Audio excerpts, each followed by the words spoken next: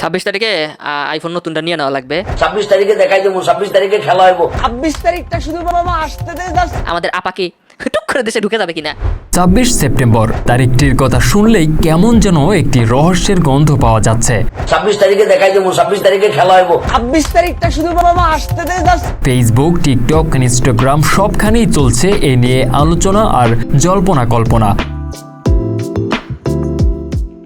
কেউ বলছেন এই দিনেই শেখ হাসিনা হুট করে ঢুকে পড়বেন বাংলাদেশে, আবার কেউ বলছেন 26 তারিখেই অনেকে রাতারাতি কোটিপতি হয়ে যাবেন। আসলে কি ঘটতে যাচ্ছে আগামী 26 তারিখ? 2012 সালে যেমন মায়ান ক্যালেন্ডার নিয়ে গুঞ্জন উঠেছিল যে পৃথিবী ধ্বংস হয়ে যাবে, তেমনি আগামী 26 সেপ্টেম্বর নিয়ে মানুষের মধ্যে কৌতূহল আর উত্তেজনার শেষ নেই। তো কি ঘটতে যাচ্ছে এই দিনটিতে? আসুন রহস্যটা একটু খুলে দেখি।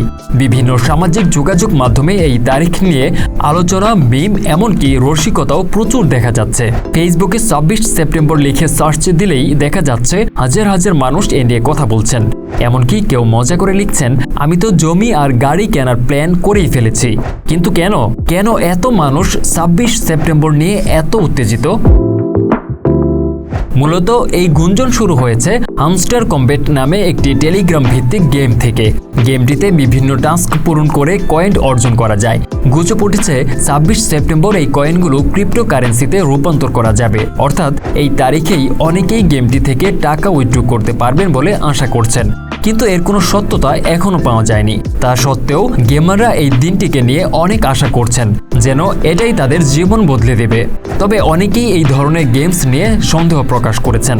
তারা যুক্তি দিচ্ছেন, যদি কোটিপতি হওয়া এতই সহজ হতো তবে সবাই কাজ ছেড়ে দিত।